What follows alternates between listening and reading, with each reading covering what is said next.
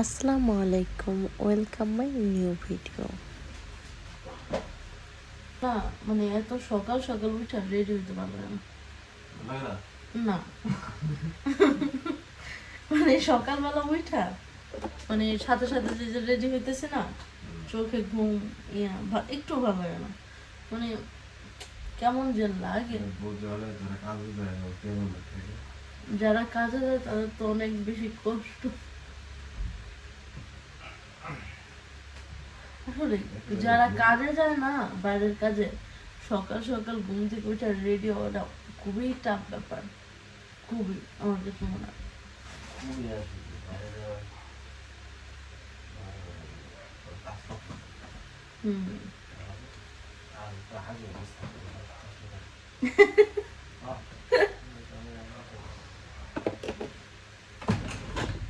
না আসলে ভাই, যারা সকালবেলা উঠে একদম ভোরবেলা কাজে যায় তারা অনেক বেশি কষ্ট করে, তাই না? দেখা যায় যে বাসার কাজ করলে 10 মিনিট 1 ঘন্টা আগে উঠে পরে উঠে আলাদা ব্যাপার, কিন্তু যারা ইয়া করে মানে বাইরে কাজে যায় একদম সকালবেলা। হুম।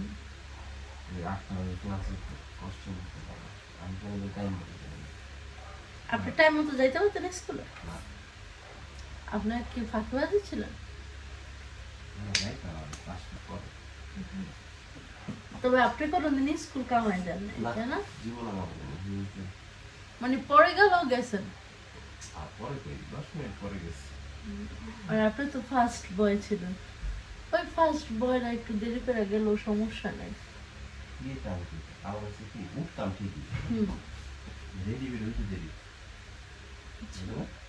হ্যাঁ, আপনি যে কোচিং এ যাইতেন তা কত লেট কইরা, তাই না? না মিস দিতেন না আসলে।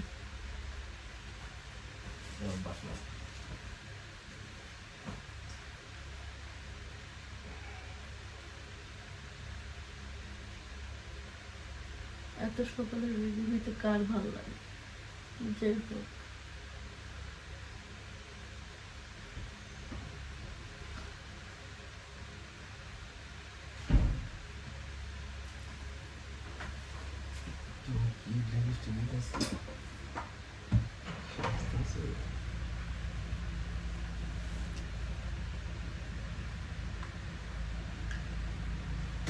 সাজেস বলছে বলতে এখন এক জায়গায় যাবো, সকালবেলা ঘুম থেকে উঠে একটু ফ্রেশ ফ্রেশ দেখা না গেলে কেমন লাগে, মানে একটু দেখতে তো একটু ফ্রেশ ফ্রেশ লাগতে হয় না?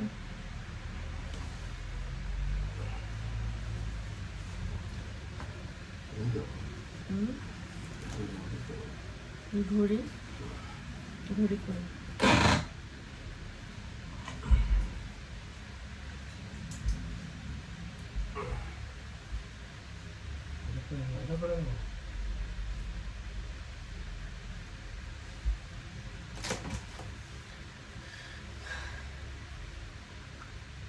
এটা হচ্ছে আমার রোজার ঈদের, কোরবানির ঈদের ড্রেস, সরি বাট এটা পরা হয় নাই, অন্যটা পরেছিলাম, তো যাই হোক আজকে পরলাম আর কি।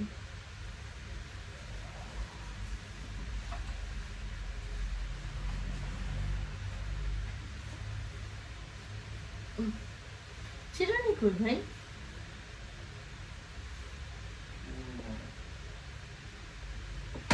চিরুনি খুঁজে পাইতেছে না,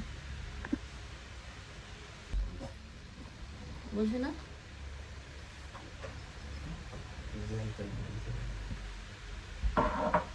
ঠিক আছে,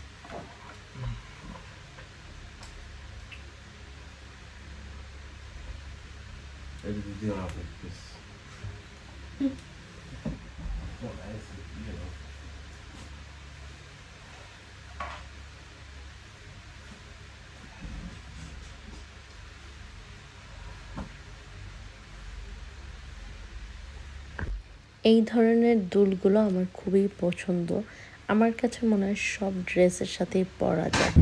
যাই হোক, কারণ আমাদের খুবই ইম্পর্টেন্ট কাজ ছিল, তো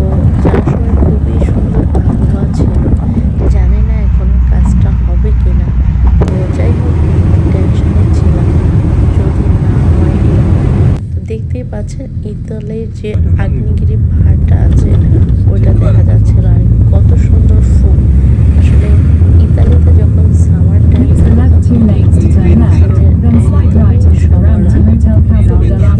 রাস্তায় যাচ্ছি, যত দূর তত দূরেই মনে হচ্ছে ফুল আর ফুল। তারপরে হচ্ছে কাজ শেষ করে বাসায় চলে এসেছি, যদিও আমাদের কাজটা হয় নাই তাই মুডটা একটু অফ। এরপরে হচ্ছে ভাবলাম যেহেতু আমরা সকালে খেয়ে বের হইনি আর তাড়াতাড়ি চলে এসেছি, আমি হচ্ছে একটু নুডলস রান্না করে নিচ্ছি, কারণ আমার কাছে ম্যাগি নুডলসটা খুবই ভালো লাগে। আর আজকে হচ্ছে আলু দিয়ে রান্না করছি, কারণ অনেক দিন হয়ে গেল আলু দিয়ে কোনো ধরনের নুডলস রান্না করি না। তো যাই হোক, আমার দেশের কথা মনে পড়ছিল, কারণ আমার ছোটো আন্টি হচ্ছে এভাবে আলু দিয়ে নুডলস রান্না করে। আচ্ছা, তো এই জায়গায় হচ্ছে আমি নুডলস রান্না করতেছি। তো এটার মধ্যে হচ্ছে আলু আর হচ্ছে পেঁয়াজ দিয়েছে, আর হচ্ছে চিংড়ি মাছ দিয়ে দিচ্ছি কয়েকটা। হ্যাঁ, আর সামান্য পরিমাণ হচ্ছে লবণ দিয়েছি টেস্ট অনুযায়ী। অনেকদিন পর হচ্ছে আলু দিয়ে নুডলস খেতে ইচ্ছা করেছে, তো সেজন্য হচ্ছে আলুটা একটু ভাজা ভাজা করে নিয়েছি, সিদ্ধ না মানে একটু ভাজা ভাজা। তো প্রায় ভাজা ভাজা করে দিয়েছি। এখন হচ্ছে দিয়ে দিচ্ছি একটা ডিম, যেহেতু চিংড়ি মাছ দিয়েছি তাই ডিম একটাই দিলাম। তো সামান্য একটু লবণ দিয়ে দিচ্ছি আর একটু মরিচের গুঁড়াও দিয়েছি।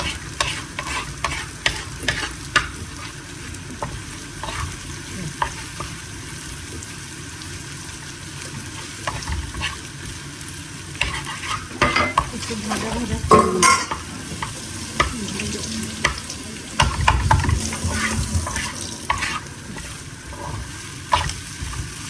ছোটো আন্টি দেখতাম এগুলো আলু দিয়ে নুডলস রান্না করতো।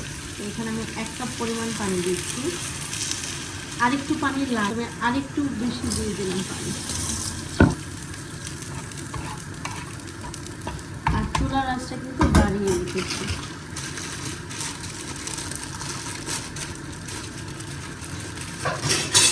মশলাগুলো বের করে নিচ্ছি নুডলস থেকে, আর সবগুলো আগে মশলা বের করে নিই। তো এরপর হচ্ছে একসাথে দিয়ে দেবো। আর ম্যাগি নুডলসের মশলা তো অসাধারণ খেতে, এটা আমার কাছে খুবই ভালো লাগে। দেখা যায় সবচেয়ে বেশি মজাই কিন্তু ম্যাগি নুডলসের যে মশলা বা ফ্লেভারটা আছে ওইটা।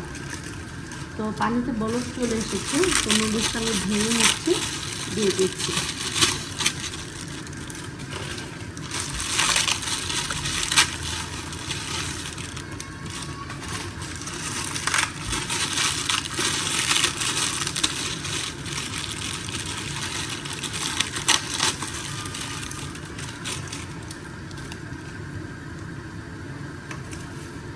একটু মিশিয়ে নিই।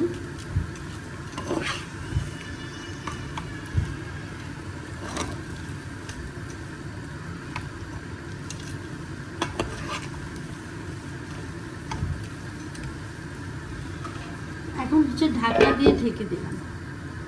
তো এখন হচ্ছে নুডলসের সাথে যে মশলাটা আছে এটা দিয়ে দিচ্ছি। এটা আসলে একটা খুবই মজাদার মশলা,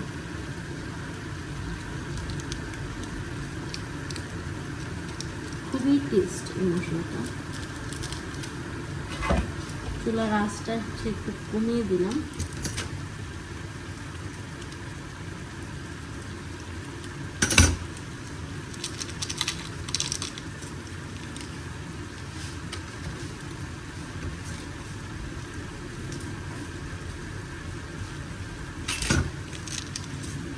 তিনটা মশলা হচ্ছে আমি একসাথে দিয়ে দেবো। এখন খুব ভালো করে হচ্ছে মিশিয়ে নিচ্ছি।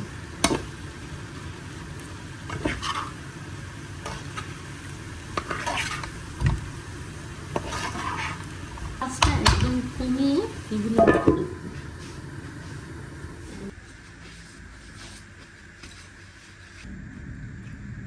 আজকের ব্লগটা এখানেই শেষ, দেখা হবে নতুন কোনো ভিডিওতে। সবাই ভালো থাকবেন, আল্লাহ হাফেজ।